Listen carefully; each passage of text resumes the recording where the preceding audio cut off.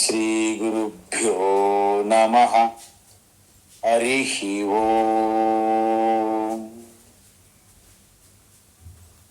వసుదేవసుతం దేవం కంసచానూరమర్దనం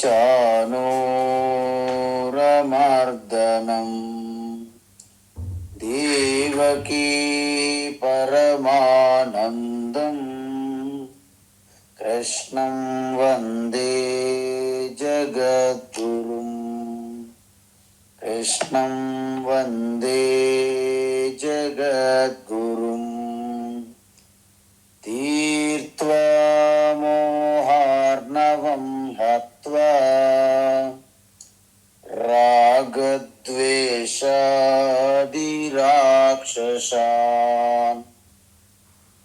సీతా శాంతి సమాయుక్తా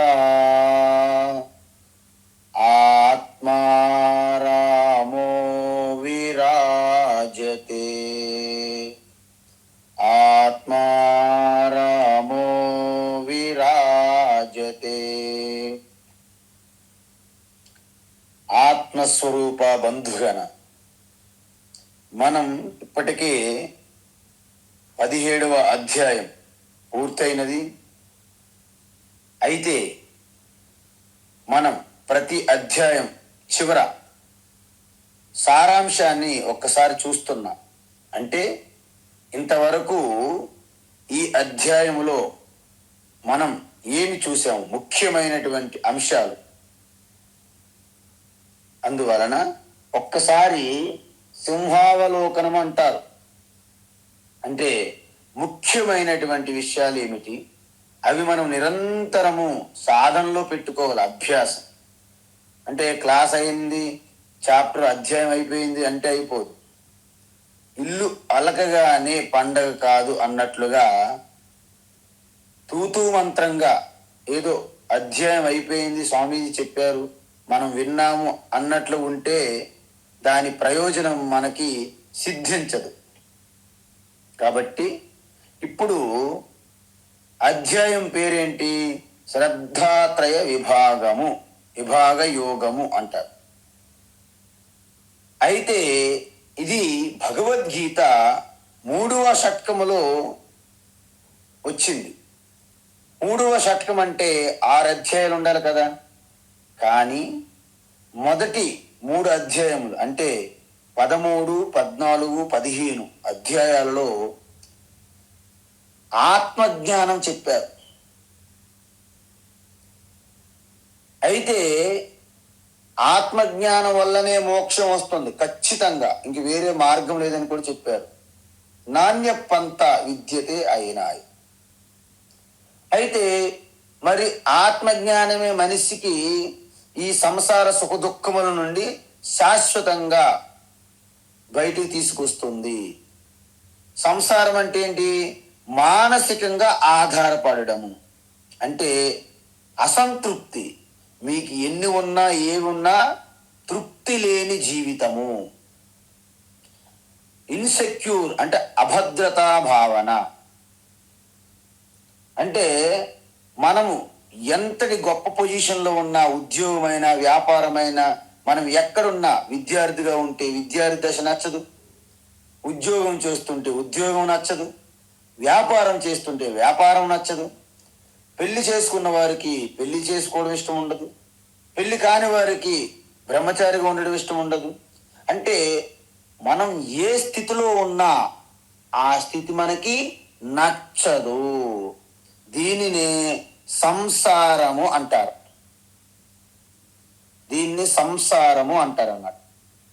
సో మనం ఏ రంగంలోనే ఉండొచ్చు, అన్నిట్లో కూడా మన బుద్ధి పరంగా కానీ, మన మనస్సు పరంగా కానీ, మన శరీరం పరంగా కానీ, మన విద్య జ్ఞానం, మన ధన సంపదలు, ఇల్లు వాకిలి కార్లు బంగ్లా ఏవైనా మనకి పూర్తి చాలండి అని ఆ సంతృప్తి కలగదు. దీనినే అద్భుతంగా సంసారం అంటారు శాస్త్రాల్లో.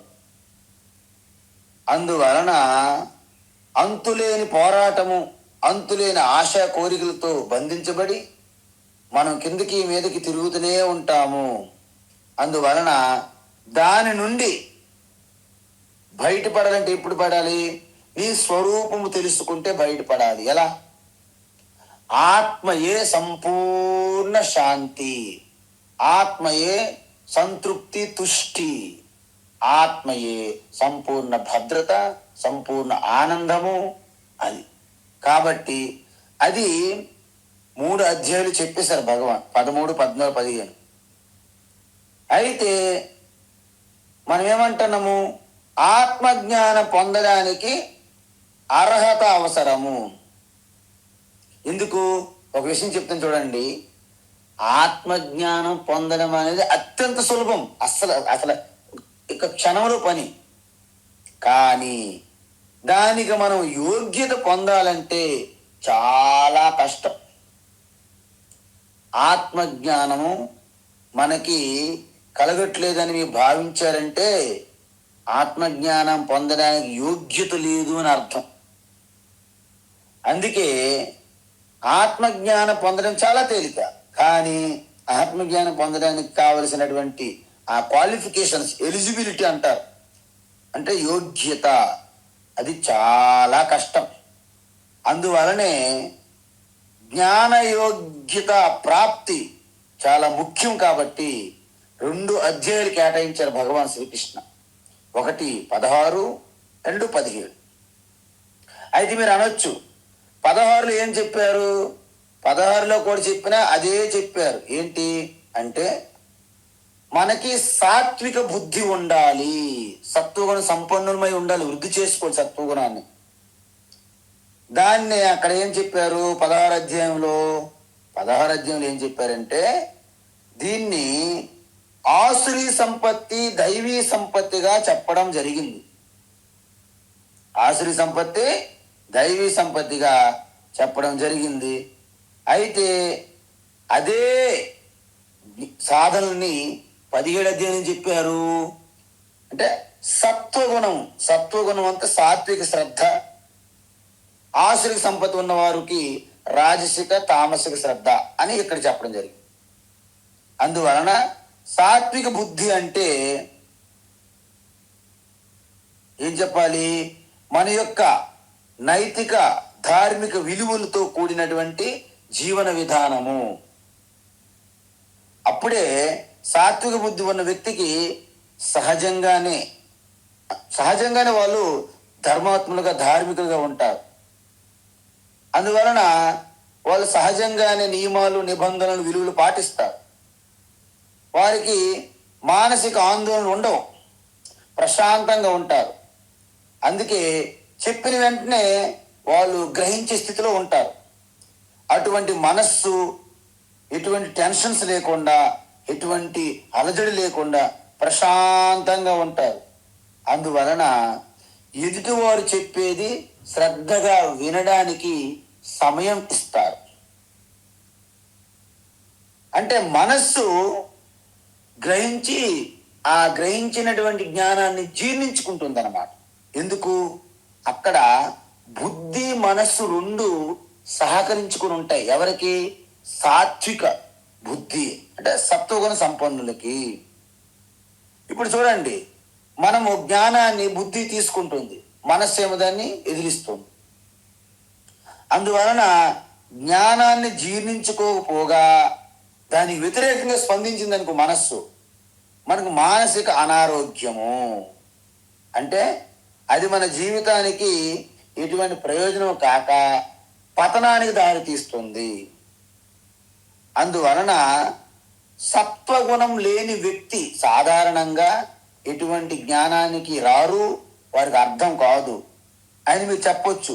ఒకవేళ ఏ పూర్వజన పుణ్యం, ప్రారబ్ధం వశాత్తు, గురు కృపో, ఈశ్వర కృప వలనో వారికి ఒకవేళ జ్ఞానం పట్టినా, జ్ఞానానికి ఉన్న శక్తి వలనో, లేకపోతే గురువు చెప్పే ఒక గొప్ప విధానం, టీచింగ్, బోధ విధానం వలనో ఆకర్షితులై ఒకవేళ జ్ఞానాన్ని అందుకున్నా, యోగ్యత లేని మనస్సు కాబట్టి అది వారికి ఎటువంటి ప్రయోజనము చేకూర్చదు అంటారు.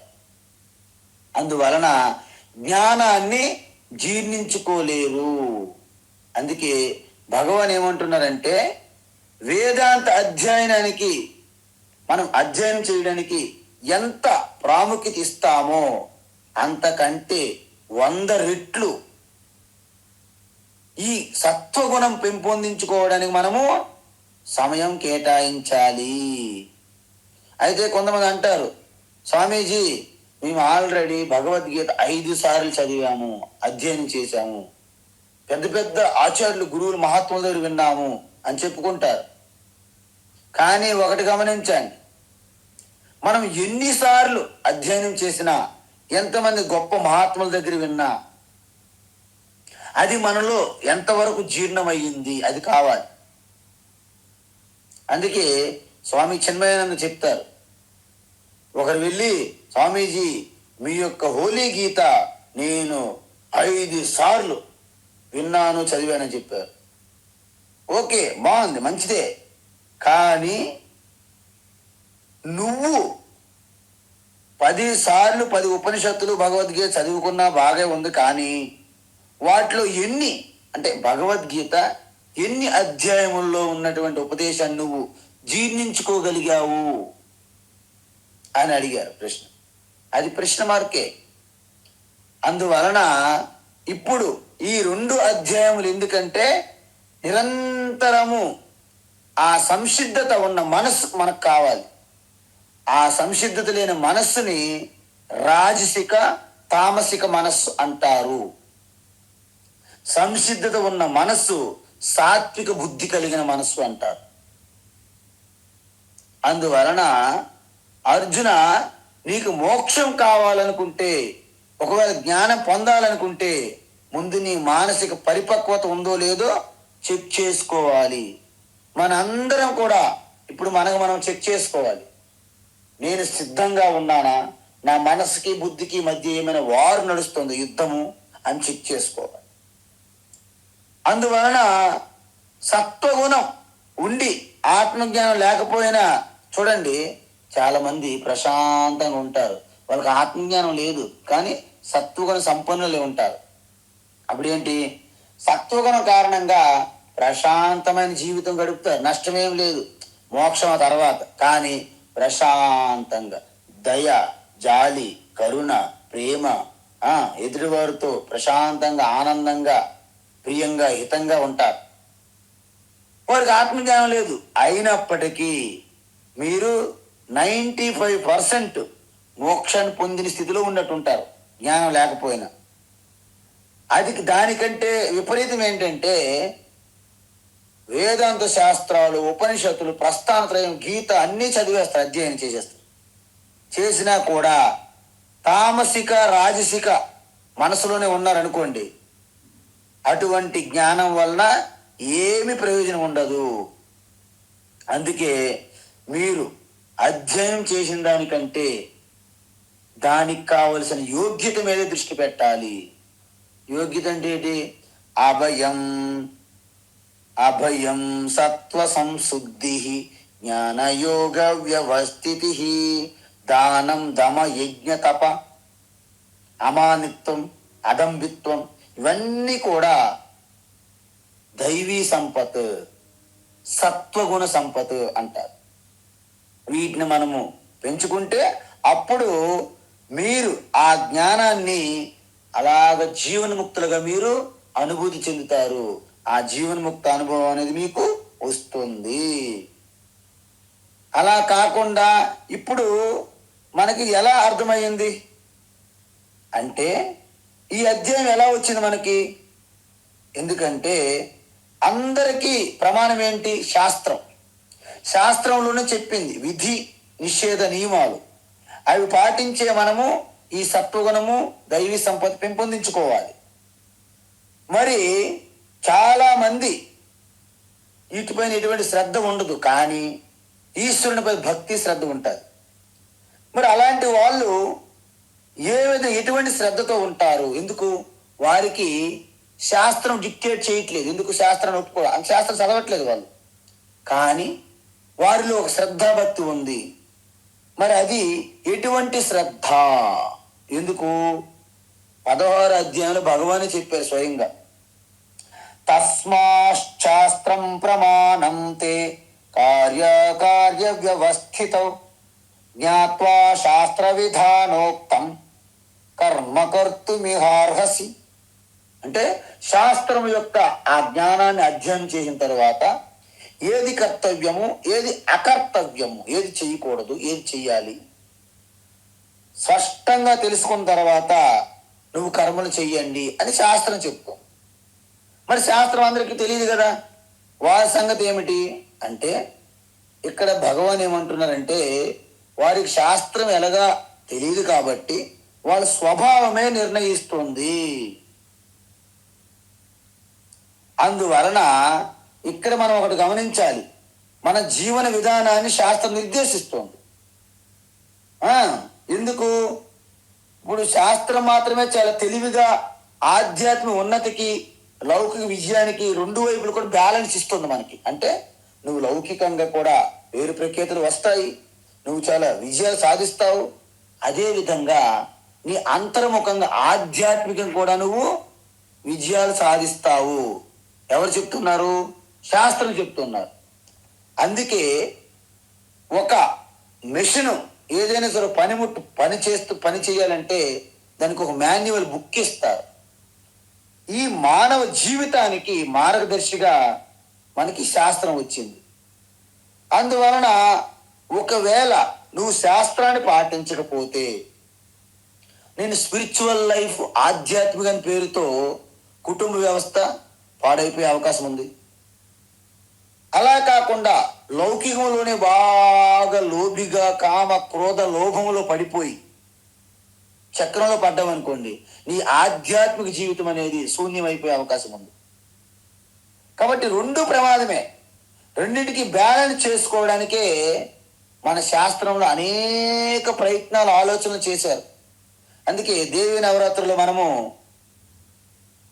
లక్ష్మీదేవిని పూజిస్తాం. అంటే లక్ష్మి అంటే దేనికి? ఐశ్వర్యానికి గుర్తు. అదేవిధంగా సరస్వతి దేవిని పూజిస్తాం. సరస్వతి దేవి అంటే ఆత్మజ్ఞానం, జ్ఞానశక్తి. మరి పార్వతీదేవిని పూజిస్తాం. పార్వతి అంటే ఎవరు? పార్వతి అంటే మనకి శక్తి, ఆరోగ్యాన్ని అందించేవారని అర్థం.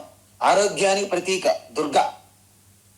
అందువల్ల మనం ఎవరినైనా సరే ఈ మూడిట్లను తిరుగుతుంది మనకి. ఏమిటి? ఒకటి ఐశ్వర్యము, రెండు విద్య జ్ఞానము, మూడు ఆరోగ్యము, ఇవన్నీ శక్తి. సో ఈ విధంగానే మనకి ఆ మూర్తులు విగ్రహాలు ఇవన్నీ ఆరాధనలు వచ్చాయి ఈ విధంగా ప్లాన్తో. కాబట్టి ఇప్పుడు మనకి ఇక్కడ ఈ అధ్యాయం ఎందుకు ప్రారంభమైంది? ఈ శాస్త్రాలు ఏమీ తెలియవు, కానీ మనలో ఒక శ్రద్ధ ఉన్నది, అది ఎటువంటిది అని ప్రశ్న అర్జునుడు అడిగారు. అయితే దానికి భగవాన్ శ్రీకృష్ణ ఎలాబొరేట్గా ఈ అధ్యాయం చెప్పడం జరిగింది. ఈ అధ్యాయాన్ని ముఖ్యమైనటువంటి 3 భాగాలుగా విభజించవచ్చు. ఎలాగంటే ఫస్ట్ 1 నుండి 6వ శ్లోకం వరకు శ్రద్ధ యొక్క 3 విధానాలు చెప్పారు. అంటే సాత్విక శ్రద్ధ, రాజసిక శ్రద్ధ, తామసిక శ్రద్ధ.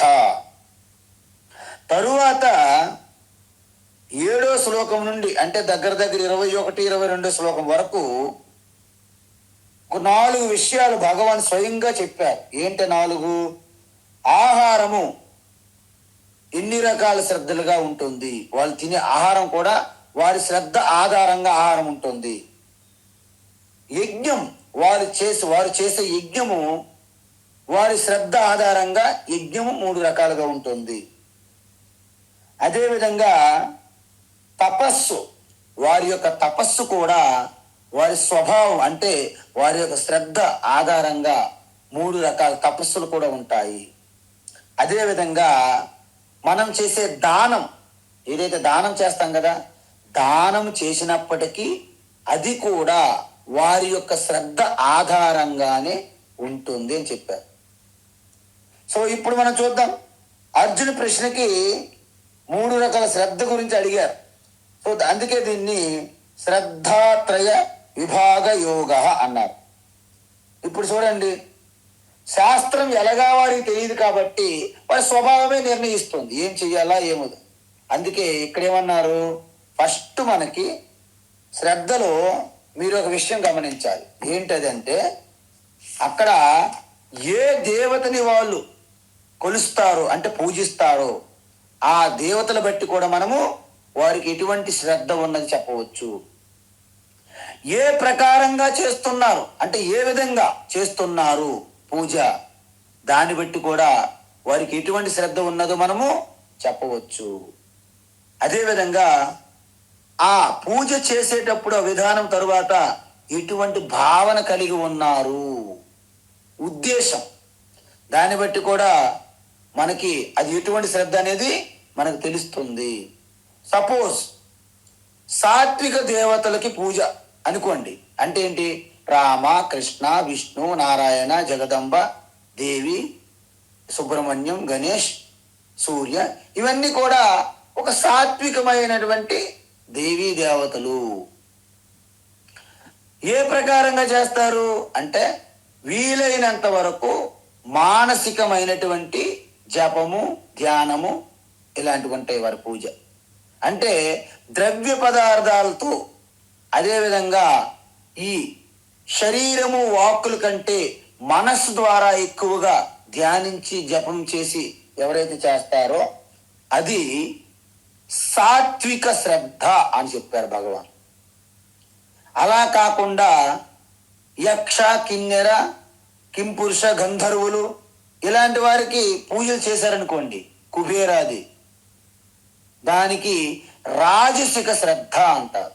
ఎందుకు, ఏ ప్రకారంగా చేస్తారు, గర్వము, ఆర్భాటము, అంగులు ఆర్భాటాలతోని పెద్ద పెద్ద ద్రవ్య పదార్థాలతో ఎక్కువ మంది జనాన్ని కూడగట్టి, ఇప్పుడు చూడండి బోనాలు, బతుకమ్మని హడావుడి చేసేస్తారన్నమాట సిటీ మొత్తం.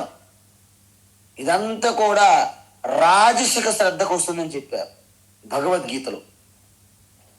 అదేవిధంగా ఈ ఈ శ్రద్ధ వలన ఏ భావంతో చేస్తారు వారు అంటే అనేక కోరికలు పెట్టుకొని, లౌకిక పరమైనటువంటి కోరికలు పెట్టుకొని చేస్తారు కాబట్టి లౌకిక ఫలాల కోసము దీన్ని రాజసిక శ్రద్ధ. చూసారా, యక్ష, గంధర్వ, కిన్నెర, కింపురుష, కుబేర ఇవన్నీ కూడా రాజసిక శ్రద్ధతో కూడుకుని ఎంచుకున్నటువంటి దేవతలు. ఇది ఎలా చేస్తారు ఈ విధానము, మంచి గర్వంతోని, దంభముతోని, మానిత్వంతో ఇవన్నీ చేస్తారన్నమాట, లౌకిక ఫలాలు ఆశించి.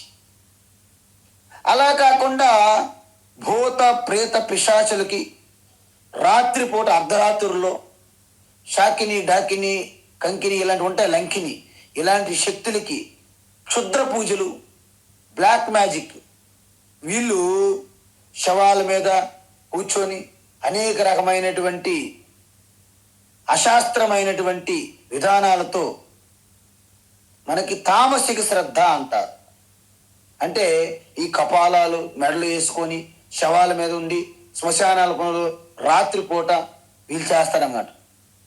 అందువలన వీళ్ళ యొక్క ఏ విధంగా చేస్తారు, తన శరీరాన్ని కట్ చేసుకోవడము, చుట్టూ అగ్ని పెట్టుకోవడము, అగ్ని మధ్యలో కూర్చోవడము, మంచు గడ్డలపై నడవడము, బట్టలు ధరించకపోవడము, ఒళ్ళంతా విభూతులు రాసుకోవడము, జుట్లు పెంచుకొని జుట్టు పీక్కోవడము, ఇలాంటి చేష్టలు చేస్తారన్నమాట. అంటే శరీరానికి హింస పెడతారన్నమాట. ఇంతకీ వీళ్ళు దేనికోసం చేస్తున్నారు అంటే శత్రువులు అంటే ఇతరుల నాశనం కోసమే చేస్తారు, క్షుద్ర పూజలు అంటారు వీళ్ళు. వీళ్ళు తామసిక శ్రద్ధ అని చెప్పారు. ఇది బ్రీఫ్గా 3 రకాల శ్రద్ధ చెప్పేశారు భగవాన్. అయితే ఆయనకి ఇంకా మరిన్ని వివరాలు చెప్పాలనిపించింది కాబట్టి ఆహారం కూడా తీసుకున్నారు. ఆహారము 3 రకాల శ్రద్ధ వాళ్ళు ఎలా ఆహారం తీసుకుంటారు అంటే ముందేం చెప్పారు, ఆహారం అనేది ఆహారం ఆయుస్సత్వబలారోగ్య సుఖ ప్రీతి వివర్ధనా రస్యా స్నిగ్ధా స్థిరా హృద్యా ఆహార సాత్విక ప్రియా అని చెప్పారు. అంటే అర్థం ఏంటి? వీళ్ళు ఆహారము చాలా పొడిగా లేకుండా, అంటే పూర్తిగా డ్రై అవ్వకూడదు, తీయగా ఉండాలి, స్వీట్గా ఉండాలి, మధురంగా ఉండాలి, మనం చూడడానికి ఇంపుగా ఉండాలి, అంటే మనం తినాలి అనిపించాలి మనసుకి, హృదయానికి. అదేవిధంగా శాకాహారం అయి ఉండాలి, అదేవిధంగా ఫ్రెష్ అయి ఉండాలి, అదేవిధంగా మనకి న్యాయంగా ఆర్జించినది మితంగా ఉండాలి, సాత్వికంగా ఉండాలి, శాకాహారం అయి ఉండాలి. ఇవన్నీ కూడా సాత్విక శ్రద్ధ ఉన్న వారి ఆహారము. అంటే సత్వగుణం కలిగిన వారికి ఈ ఆహారం ఇష్టపడతారు. అలా కాకుండా ఏం చెప్పారు? కట్వం అంటే కటు, అంటే చేదు, పులుపు, ఉప్పు, వేడి, బాగా కారం. చూడండి, మన గుంటూరు వాళ్ళ ఏరియాలో కారం బాగా తింటారంటారు, మనం ఎప్పుడు పోలేదు. కానీ అతిగా చేదు, అతిగా పులుపు, అతిగా ఉప్పు, అతి వేడి, అతి కారం, బాగా ఫ్రైలు, ఈ ఫ్రైలన్నీ కూడా రాజసిక ఆహారం అన్నమాట. ఇది మీరు గుర్తుపెట్టుకోవాలి. విపరీతమైన దాహం వేసే ఆహారం తింటారన్నమాట, వీళ్ళు ఇష్టపడతారు. అందువలన వాళ్ళు తినే ఆహారం చాలా బాగుంది, డెలిషియస్ అని నాలుగు లాగేస్తుంటుంది, అయినా అదే ఇష్టపడతారు వాళ్ళు. ఈ రకమైన ఆహారాన్ని రాజసిక ఆహారం అంటారు. అలా కాకుండా పచ్చిగా సగం ఉడికిన ఆహారము, తర్వాత పూర్తిగా వండిన ఇంకా అట్లా ఎటువంటి పోషక విలువలు ఉండవు అలాంటి ఆహారము, తర్వాత దుర్గంధం వేసే వాసన వచ్చే ఆహారము, పాచిపోయిన ఆహారము, తర్వాత ఎంగిలి చేసిన ఆహారము, ఎప్పటి నుండో ఫ్రిడ్జుల్లో స్టాకులు ఉన్నటువంటి ఆహారము. ఇలాంటి ఆహారాలు ఎవరు ఇష్టపడతారు అంటే తమోగుణం అధికంగా ఉన్నవారు ఇలాంటి ఆహారాన్ని ఇష్టపడతారు. అంటే అది ఏ ఈశ్వరునికి ఒక నైవేద్యంగా పెట్టనిది, వాళ్ళు ఎప్పుడు ఇటువంటి నైవేద్యాలు పెట్టరు. అలాంటి ఆహారము తమోగుణం ఉన్నవారు ఇష్టపడతారు అని చెప్తున్నారు. అయితే ఇలాంటి ఆహారం తినడం వలన ఎవరికి ఎటువంటి లాభం కలుగుతుంది? చూడండి, శాకాహారం అలాంటి తినడం వలన సత్వగుణం వాళ్ళకి ఆయుష్ పెరుగుతుంది, అదేవిధంగా వాళ్ళ బుద్ధి వివేకంగా పనిచేస్తుంది, తర్వాత వారి యొక్క ఎనర్జెటిక్గా ఉంటారు, బలంగా ఉంటారు, ఆరోగ్యంగా ఉంటారు, శాంతి, సుఖం, ఎంతో ప్రీతితో, వినయ విధేయతలతో, ఎంతో ప్రేమతో ఉంటారన్నమాట. ఇది సాత్విక ఆహారం తిన్నవారికి కలిగే లాభం. మరి రాజసిక ఆహారం తిన్నవారికి ఎటువంటి లాభం వస్తుంది? వాళ్ళు ఎప్పుడు టెన్షన్, కోరికలు, బిజీ, ఖాళీ ఉండదు, శాంతి ఉండదు, సమయం ఉండదు. అందువలన రాగము, ద్వేషము, కోపము, శోకము ఇవన్నీ వాళ్ళు కలుగుతుంటే అలాంటి ఆహారం వలన. ఎందుకు? ప్రాణులను హింసించి తింటుంటారు మాంసాహారాలు. అదేవిధంగా ఇప్పుడు తమో గుణస్తులు తిన్నటువంటి ఆహారం వల్ల ఏమవుతుంది? వారికి నిద్ర, అదేవిధంగా ఆసురీ ప్రవృత్తి, వారికి ఎటువంటి దేవుడు ఉన్నాడా, ఈశ్వరుడు, భక్తి ఏముండవు. తిన్నామా, పడుకున్నామా, తెల్లారిందా అన్నట్టుంటారు అన్నమాట. వీళ్ళు తామసిక ఆహారం తిన్నవారు లెక్క. ఇప్పుడు అది అయింది కదా. తర్వాత యజ్ఞం అంటే 3 రకాల యజ్ఞములు ఎలా ఉంటాయి అని చెప్పారు అన్నమాట. అందువలన అఫలాకాంక్షిభిర్యజ్ఞ విధి దృష్టో యుజ్యతే యష్టవ్యమేవేతి మనః సమాధాయ సాత్విక అని చెప్పారు. అంటే యజ్ఞము సత్వగుణం వల్ల ఎలాంటి యజ్ఞం చేస్తారు అంటే, శాస్త్రం ఏ విధంగా విధించబడిన కర్మ శ్రద్ధగా చేసి నిష్కామ కర్మ చేస్తారు. నిష్కామ అంటే విపరీతమైన స్వార్థంగా, స్వలాభం, మనదే, నాదే, నా కోసమని ఉండదు.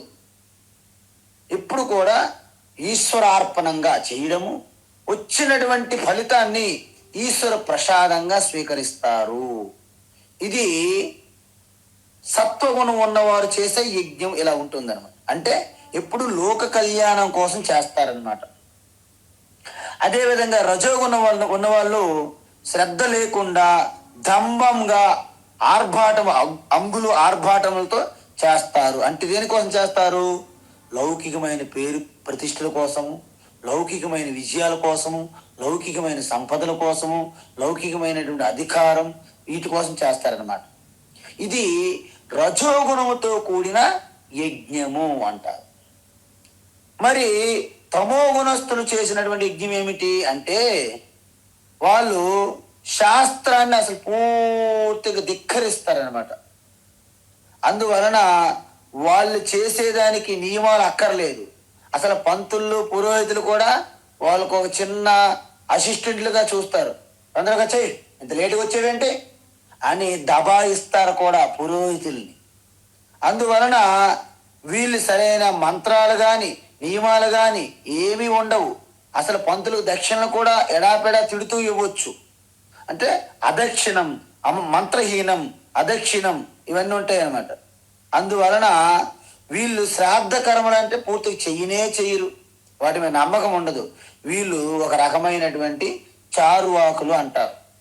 అంటే శరీరమే శాశ్వతం అనే భావంలో ఉంటారు. కాబట్టి వీళ్ళు చేసే ఏ యజ్ఞమైనా అది తామసిక యజ్ఞము అంటారు.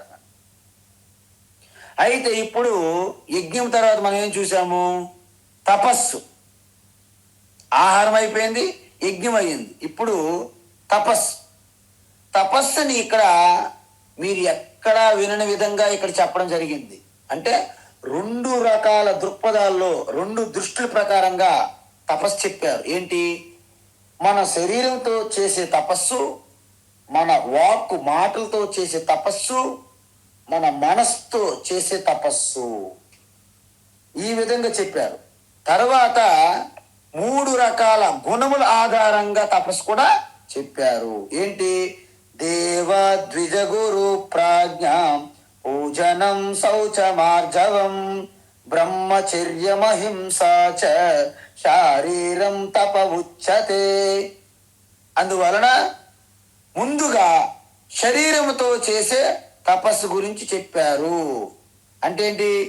కాయిక తపస్సు అంటే దేవ ద్విజు గురు ప్రాజ్ఞలకి నమస్కరించడము, పూజించడము. అదేవిధంగా శౌచము, ఆర్జవం, బ్రహ్మచర్యం, అహింస నిరంతరం పాటించాలి. ఇది శారీరక తపస్సు. వీటన్ని వివరాలు మళ్ళీ చెప్పుకెళ్ళామనుకోండి, మనకి ఈ క్లాస్ సరిపోదు. కాబట్టి మీరు అర్థం చేసుకోవాలి. ఇంతకుముందు చెప్పిన క్లాసులు మరొకసారి వెళ్ళి మీరు రిఫర్ చెయ్యాలి.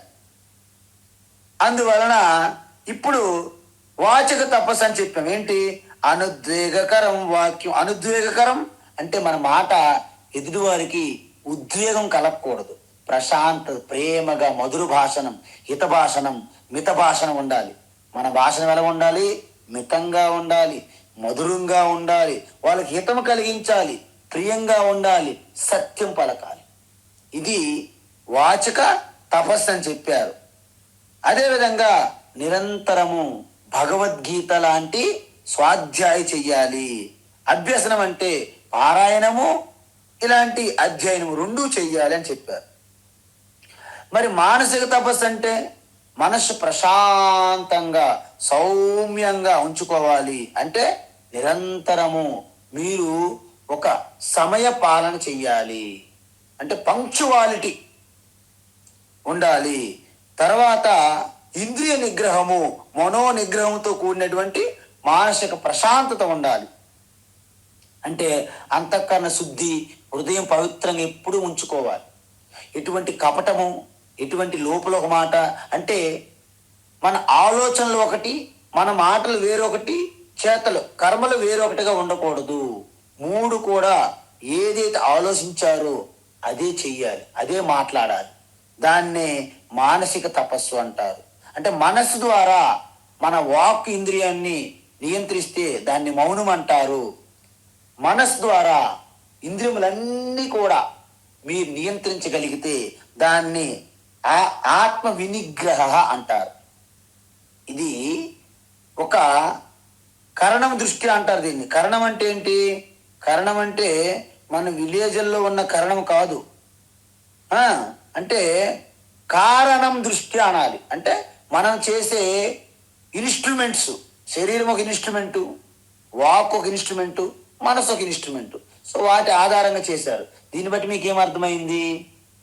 మనస్ ద్వారా చేసే తపస్సు సత్వగుణం సంబంధిస్తుంది.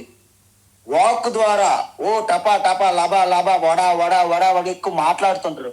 బడబడా వడవడా బ్లా బ్లా బ్లా, ఈ గందరగోళం ఉన్నది కదా, ఇదంతా రాజసిక తపస్సు అవుతుంది. అదేవిధంగా శరీరాన్ని అనేక హింస చేసి, శుష్కింపజేసి, బాధించి, పీడించి చేస్తే తామసిక తపస్సు.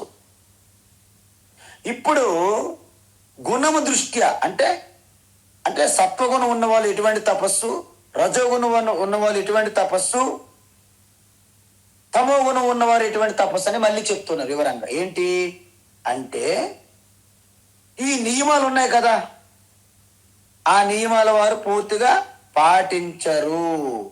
ఎందుకు పాటించరు అంటే శ్రద్ధగా పరిణితి చెందిన మనసుతో ఎటువంటి కోరికలు లేకుండా చేసే తపస్సుని సాత్విక తపస్సు అంటారు. సత్కారము, పూజలు, సమ్మానాలు, గౌరవించడాలు, నేము, ప్రేమ కోసం అంటే కీర్తి ప్రతిష్టల కోసమే వెంటపడి చేసేవారి యొక్క తపస్సు అది అనిత్యము, తాత్కాలికము, క్షణికము. అది రజోగుణంతో కూడిన తపస్సు అని చెప్పారు. అదేవిధంగా మొండి పట్టుదలతో ఎటువంటి ఒక క్రమశిక్షణ ఉండదు, మూఢంగా అజ్ఞానంతో ఎవరైతే తపస్సు చేస్తారో శరీరాన్ని బాధించి, వాళ్ళందరూ కూడా తమోగుణంతో కూడిన తపస్సు.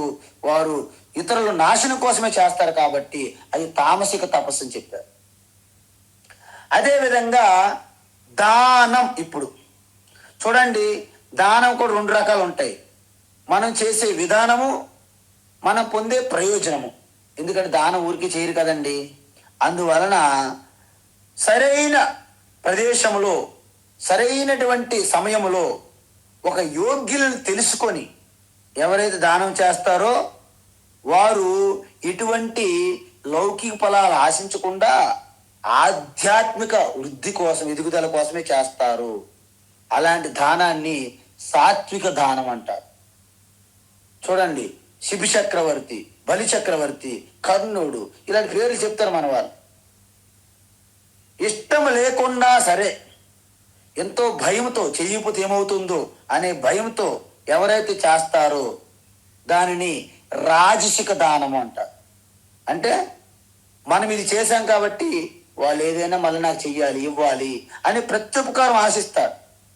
అదేవిధంగా వాళ్ళు నన్ను పొగడాలి, అది కూడా ఆశిస్తారు. ఇలాంటి దానాన్ని రాజసిక దానం అంటారు. అలా కాకుండా అంటే ఏ ప్రదేశంలో చెయ్యకూడదు అలాంటి ప్రదేశంలో దానం చేస్తాడు ఈయన.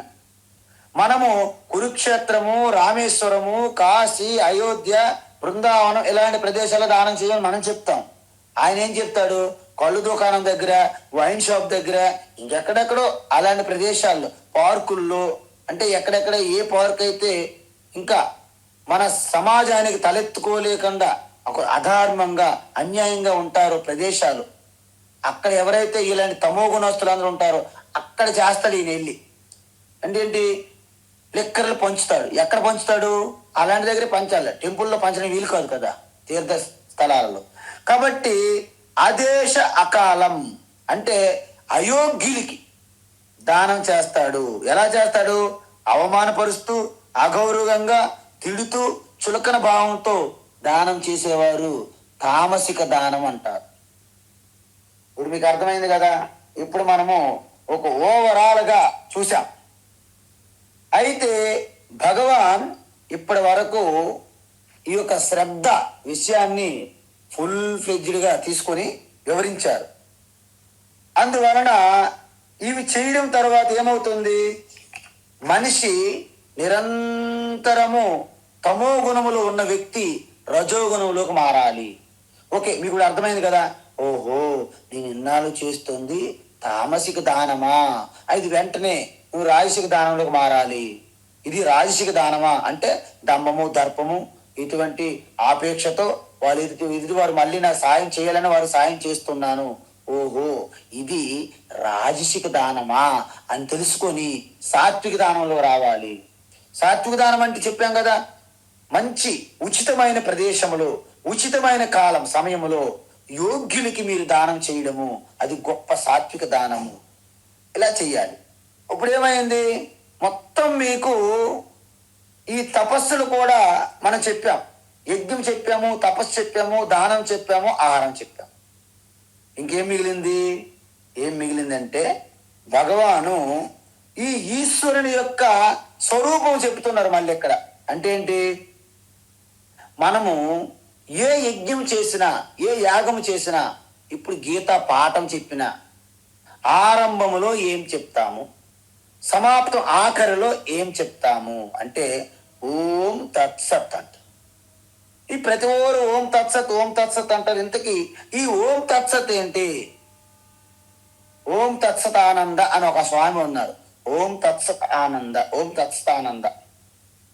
అందువలన దాని గురించి కూడా ఒక క్లియర్ వివరించాలని భగవాన్ ఏం చేశారంటే 23వ శ్లోకము నుండి 28వ శ్లోకం వరకు ఆఖరి భాగమంతా ఆ ఓం తత్సత్ మీద, దాని యొక్క విశిష్టత, దాని యొక్క గొప్పతనం గురించి ప్రారంభించారు. అందువలన ఓం తత్సదితి నిర్దేశ బ్రహ్మణస్త్రివిధ స్మృత బ్రాహ్మణాస్తేన వేదాశ్చ యజ్ఞాశ్చ విహితా పురా. ఇప్పుడు చెప్పారు. ఎందుకంటే మన సంప్రదాయం అనేది ఏదో 100 సంవత్సరాలు 1000 సంవత్సరాలు 2000 సంవత్సరాల నుంచి వచ్చేది కాదు. ఇది అనాది కొన్ని వేల లక్షల సంవత్సరాల నుండి వస్తున్నది.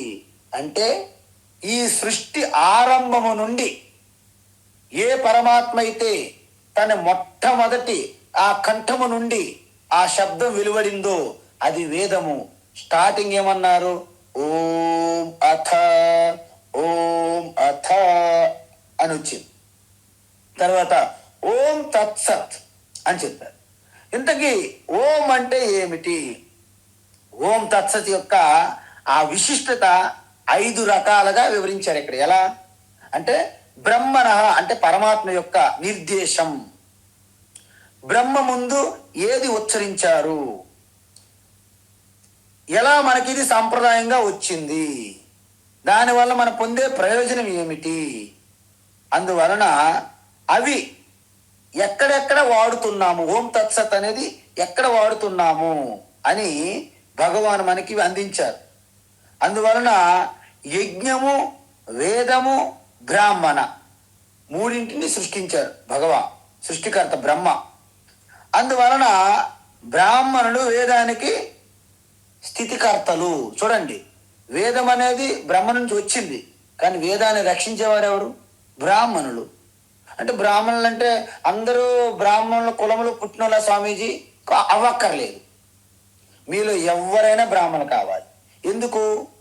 మన వేదం ఎవరి ద్వారా ప్రకటమైందో, ఋషులందరూ బ్రాహ్మణ వంశంలో పుట్టిన వాళ్ళు కాదు కదా, మరి వాళ్ళందరూ బ్రాహ్మణులు అయ్యారుగా, మరి మనం ఎందుకు బ్రాహ్మణులు కాకూడదు అని మీరు అందరూ తెలుసుకోవాలి సత్యాన్ని. సత్యకామ జాబాల, ఒక వాల్మీకి మహర్షి, ఒక వ్యాస మహర్షి, వీళ్ళెవరు కూడా బ్రాహ్మణులు కాదు కదా, బ్రాహ్మణ వంశంలో పుట్టిన వాళ్ళు కాదు.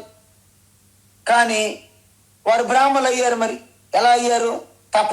తపసా బ్రహ్మ విజిజ్ఞాసస్వ స తపో తప్యత స తపస్తత్వా. తపస్ మిమ్మల్ని బ్రాహ్మణులుగా మారుస్తుంది. అంటే గుణ బ్రాహ్మణులుగా మారుస్తుంది. ఏదో తల్లిదండ్రులు మార్చడం కాదు. గుణ బ్రాహ్మణులు గొప్పది. జాతి బ్రాహ్మణు కంటే, జన్మత బ్రాహ్మణుల కంటే గుణత బ్రాహ్మణు గొప్పవారు. అందువలన వేదం అనేది యజ్ఞాలకి స్థితికర్త. యజ్ఞము మనము మన విశ్వాసానికి ఆ వేదము యజ్ఞము ఎవరు నడిపిస్తుంటారు? బ్రాహ్మణులు. అందువలన వేదము యజ్ఞ బ్రాహ్మణ 3 కలిసే ఉంటాయి, విడదీయడానికి వీలు లేదు. అందువలన ఈ జగత్తు ఈ నియమాలు లేకపోతే గందరగోళం అయిపోయి మొత్తము భయంకరమైన వాతావరణం ఏర్పడే అవకాశం ఉంది. కాబట్టి దీనికి ఒక సూత్రాలు, ప్రకృతి నియమాలు, నిబంధనలు ఉండాలి. ఆ నియమ నిబంధనలే మనకి వేదం అందిస్తున్నది. అందువలన ఈ నియమ నిబంధనలు పాటించాలంటే వేదం అధ్యయనం చేసిన వాళ్ళు ఉండాలి కదా.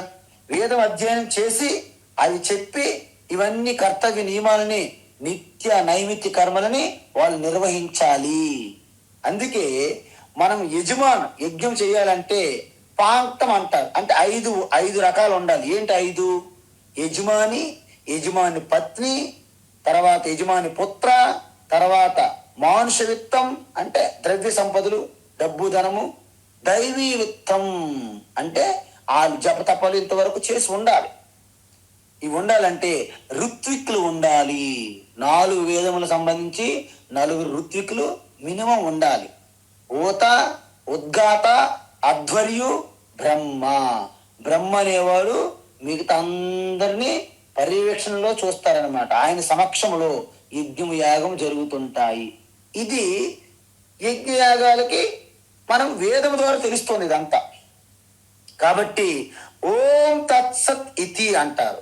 అంటే ఓం అంటే పరమాత్మ, తత్ అంటే ఆ పరమాత్మయే ఉనికిగా ఉన్నది, అధిష్టానంగా.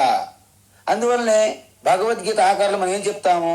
ఓం తత్సత్ ఇతి శ్రీమద్ భగవద్గీతాసు. అంటే ఇప్పుడు మనం చేసే కర్మలు కొన్ని లుసుగులు, లోటుపాట్లు ఉంటాయి. వాటిని సంపూర్ణం చేసి మంగళకరంగా మార్చి, అంటే ఒక సాత్వికంగా సత్కరంగా మార్చడానికి ఓం తత్సత్ అనే పరమాత్మను మనము జోడిస్తాము. అందుకే యదక్షరం పదం భ్రష్టం మాత్రాహీనం చ యద్భవేత్. అంటే ఒకవేళ మీ ఉచ్చారణలో కానీ మీరు చేసే ఆ క్రమములో కానీ ఏమైనా లోటుపాట్లు, లొసుగులు ఉంటే ఓం తత్సత్. అందుకే సర్వం శ్రీ కృష్ణార్పణమస్తు, సర్వం శ్రీ కృష్ణార్పణమస్తు అని మనము అంటాం. ఎందుకు? ఇదంతా నా స్వార్థంగా కాదు, ఈశ్వరునికే అర్పిస్తున్నాను. ఈశ్వరునికి అర్పిస్తే ఆయన్ని చూసుకుంటాడు. ఎందుకు? మీరు నదిలో అనేక చెడు వస్తువులు అని పడేస్తుంటారు. ఒక్కసారి నది ఏం చేస్తుంది? ఇది నాకు సంబంధం లేదు ప్రభో అని సముద్రమే నెట్టేస్తుంది. సముద్రం తీసుకోవడానికి ఉన్నది ఆల్రెడీ రెడీగా. ఆ విధంగా మనం కూడా మంచి చెడులు ఒకవేళ మనకి అంటే మనం అనుకోకుండా ఏమైనా సరే తప్పులు దొరికినప్పటికి కూడా అది ఈశ్వరునికి మనము అర్పించిస్తే ఆయన తీసుకొని సిద్ధంగా ఉన్నారు, సమర్థుడు కూడా. అందువలన ఓం తత్సత్ శ్రీ కృష్ణార్పణమస్తు, బ్రహ్మార్పణమస్తు, శివార్పణమస్తు అని చెప్తా. అయితే ఈ విలువలని ఎలా పెంపొందించుకోవాలి? ఇది కాదు పెద్ద ప్రశ్న. అందువలన మీరు ప్రతిరోజు 16, 17 అధ్యాయాల్లో చెప్పినటువంటి ఈ విలువలు ఏవైతే ఉన్నాయో అంటే ఏంటవి? దైవీ సంపత్తి, దైవీ సంపత్తి సద్గుణాలు ఏవైతే ఉన్నాయో అభయం, సత్వ సంశుద్ధి, జ్ఞానయోగ వ్యవస్థితి, దానం ధమశ్చ యజ్ఞశ్చ, స్వాధ్యాయ స్తప ఆర్జవం, తేజ శౌర్యం ధృతి క్షమ, ఇవన్నీ ఉన్నాయి. ఇవన్నీ కూడా నిరంతరము మనము పెంచుకోవాలి. మనలో ఏవి ఉన్నాయి, ఏవి తగ్గాయి. మీకు ఒక విషయం, ఇవి సత్వగుణానికి ఎలా పెంచుకోవాలి అని మనం అడిగామనుకోండి, మీరు గమనించాలి. ఎవరినైతే మనము జనరల్గా మనం ఏంటంటే ఎదుటి వారి యొక్క గొప్పతనాన్ని ఇష్టపడం, పొగడం. ఎవరికి పొగడాలి అనిపించదు, మనల్ని అందరు పొగడాలని మన స్వభావం అనిపిస్తుంది. కానీ మనం ఏం చెయ్యాలి? వారు ఏది చేసినా వాళ్ళు మంచి పని పట్టుకొని వాళ్ళు పొగుడుతూ ఉండాలి. అప్పుడు వాళ్ళు కూడా ఆనందంగా మిమ్మల్ని పొగుడుతారు. అంటే ఇద్దరు ఒకరికొకరు ప్రశంసించుకుంటారు. అంటే ఎప్పుడు కూడా మీరు ఆనందము, ప్రేమ, ఆప్యాయత పెరుగుతూ ఉంటాయి. కానీ మనము ఎవరైనా ఇంటికి వెళ్ళి మనకి అతిథి మర్యాదలు చేస్తారు, అది ఎంతో కష్టపడి వండుతారు. అయితే వాళ్ళు వంట అంత బాగులేకపోయినా పర్వాలేదు, కానీ చాలా బాగుందని మనం చెప్పాలి. అంతేగాని ఉప్పు తక్కువ అయిందండి, కారం ఎక్కువ వేశారండి, ఇవన్నీ చెప్పారనుకోండి చాలా బాధపడతారు. మనం ఒక్కొక్కసారి కొన్ని ఇంట్లోకి వెళ్తాం, ఆ అమ్మగారు అయితే నిజంగా తన పూర్తి శక్తి పెట్టి అందులో లీనమై వంట చేస్తారు. ఏంటండి, వెజిటేరియనా, కాయగూరలా, నాన్ వెజ్ లేదా అంటారు కొంతమంది. ఎందుకంటే వీళ్ళు బాగా డెడ్ బాడీస్ తిని అలవాటు పడిపోయారు, ఈ చుక్క మొక్క తినేవాళ్ళు బ్యాచ్. అందువలన ఆవిడ అనేక రకాల పచ్చళ్ళు, పాపడ్స్, అనేక రకమైన రసము, సాంబారు, పప్పు ఎన్ని పెట్టినా వీళ్ళకి సంతృప్తి కలగదు. ఎందుకు? వీళ్ళకి కనీసము ఆవిడ కష్టాన్నైనా గుర్తించరు. అందువలన మనము ఎదుటి వారి యొక్క గొప్ప మంచి పనులను ఎంచుకొని వాళ్ళని పొగడాలి. అయితే ఈ గుణాలను పెంచుకోవడానికి మనం ఏం పాటించాలి అంటే, ఇక్కడ శాస్త్రం ఏం చెప్పిందంటే, ముఖ్యంగా ఒక 5 విషయాలు మాత్రం మీరు నిరంతరం గుర్తుపెట్టుకోవాలి. ఏంటవి? నిరంతరం మీ జీవితంలో ప్రేయర్, ప్రార్థన ఉండాలి. అంటే అందుకే ఉదయం లేచినప్పటి నుండి భూమి మీద మనం కాలు పెట్టామంటే క్షమించమని తల్లికి, పృథ్వీమాతకు అడగాలి. అందుకే మన ప్రార్థన ఎలా ఉండాలి? ఓం భద్రం కర్ణే విశృణుయామ దేవాః, భద్రం పశ్యేమాక్షభిర్యజత్రాః, స్థిరైరంగైస్తుష్టువాగంసస్తనూభిః, వ్యసేమ దేవహితం యదాయుః, స్వస్తి న ఇంద్రో వృద్ధశ్రవాః, స్వస్తి న పూషా విశ్వవేదాః, స్వస్తి నస్తార్క్ష్యో అరిష్టనేమిః, స్వస్తి నో బృహస్పతిర్దదాతు. ఓం శాంతి శాంతి శాంతి. తాపత్రయ నాశనం, 3 శాంతులు అంటాం. ఇవన్నీ కూడా మంచి వినాలి, మంచి చూడాలి, మంచి మాట్లాడాలి, మంచి ఆలోచించాలి అని చెప్తాం. సో ఈ విధంగా నిరంతరం మనము ఆ గొప్ప ఆ ఈశ్వరుని గుణగణాలను మనం కీర్తిస్తుంటే ఆ గుణాలు మనలో వృద్ధి చెందుతాయి. అలా తర్వాత నిరంతరం సత్సంగం ఉండాలండి, దుత్సంగం విడిచిపెట్టాలి. ఎందుకు? సత్సంగత్వే నిస్సంగత్వం, నిస్సంగత్వే నిర్మోహత్వం, నిర్మోహత్వే నిశ్చలతత్వం. నిశ్చలతత్వం అనేది జీవన్ముక్తి. కాబట్టి మీ జీవితంలో నిరంతరము సత్సంగం అనేది ఒకటి ఉండాలి. తర్వాత సంకల్పం పెట్టుకోవాలి మీరు. సంకల్పం అంటే ఏంటంటే, ఎట్టి పరిస్థితులైనా సరే నేను దీన్ని విడిచిపెట్టను. ఒక సత్యం, ఒక అహింస, ఒక బ్రహ్మచర్యం, ఇలాంటివి కొన్ని విలువలు పట్టుకొని మీరు ఒక సంకల్పం తీసుకొని నిరంతరం అలర్ట్గా ఉండాలి, సావధానంగా. తర్వాత ప్రతిపక్ష భావన. ఎదుటి వారిని ఎప్పుడు కూడా ఆ లోటుబాట్లు, లోపాలు ఎంచడమే కాకుండా వారిలో సద్గుణాలు అవి చూసి వాటిని మనము పైకి చెప్పాలి. దుర్గుణాలు అనేవి వారి చెవిలో చెప్పాలి, సద్గుణాలు అనేవి వారి ముఖం మీద చెప్పాలి. ఈ విధంగా మనం తెలుసుకుంటే నిరంతరం కూడా ఈ ఫాల్స్ ఫైండింగ్ అంటారు, అది విడిచిపెట్టాలి. అంటే మనలో ప్రతీకార జ్వాల ఇవి ఉండకూడదు అన్నమాట. ఇక తర్వాత వివేకం అండి. ఎందుకంటే మనలో ఎప్పుడైతే వివేకం కొరవడిందో అప్పుడు మనం ఏం చేస్తాము? ధ్యాయతో విషయాన్ పుంసః సంగస్తే సూపజాయతే, సంగా సంజాయతే కామః, కామాత్ క్రోధోభిజాయతే, క్రోధోద్భవతి సమ్మోహః, సమ్మోహాత్ స్మృతి విభ్రమః, స్మృతి భ్రంశాత్ బుద్ధినాశః, బుద్ధినాశాత్ ప్రణశ్యతి. చూసారా, మీలో వివేకం ఒక్కసారి కోల్పోతే, ఎందుకు? మనలో కలిగే మొట్టమొదటి ఆలోచన మన చేతిలో ఉండదు. కానీ ఇది నాకు ప్రయోజనమా, నాకేమైనా కష్టమా, నష్టమా అని ఆలోచించాలి. అంటే మీకు వివేకం పనిచేయాలి. అప్పుడు ఇది నాకు ఆధ్యాత్మికంగా ఉపయోగపడుతుందంటే దాన్ని కొనసాగించాలి ఆలోచనని. ఒకవేళ ఆధ్యాత్మికంగా నీకు అడ్డు అనుకుంటే అక్కడే తుంచివేయాలి. అప్పుడేమవుతుంది? ఆ విషయంపై పదే పదే మీకు మనసు వెళ్ళదు. లేకపోతే పదే పదే పదే దాన్ని చింతన చేశారనుకోండి, అది కావాలి కావాలి కావాలి, దాని మీద సంఘం, అటాచ్మెంట్. అప్పుడు నీకు పొందలేదనుకోండి కోపం, పొందావనుకోండి లోభం, మరిన్ని కావాలి.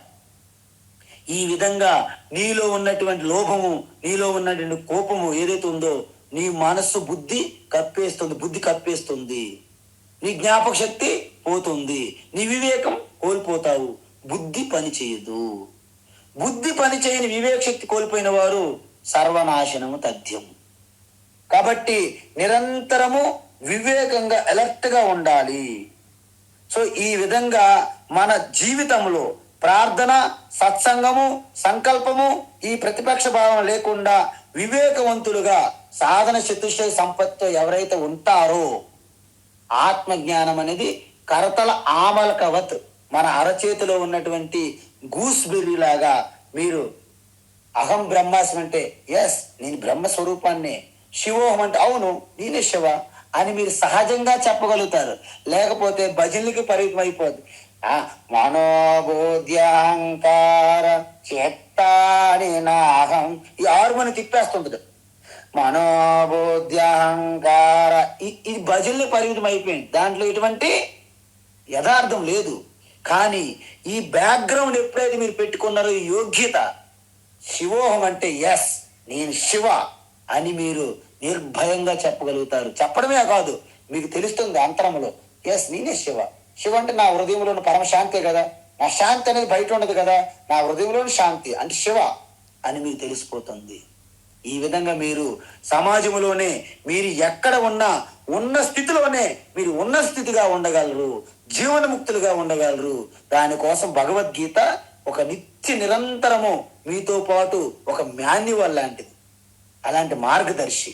అందుకే కృష్ణం వందే జగద్గురు. కాబట్టి ఈ విధంగా 17వ అధ్యాయం మనము పూర్తి చేశాము. ఇక రేపటి నుండి 18వ అధ్యాయం అంటే ఆఖరి అధ్యాయం, అన్ని విషయాలు మళ్ళీ గుర్తు చేస్తారు. మోక్ష సన్యాస యోగం అనేది ప్రారంభిద్దాం. హరి ఓం తత్సత్. సర్వం శ్రీకృష్ణార్పణమస్తు.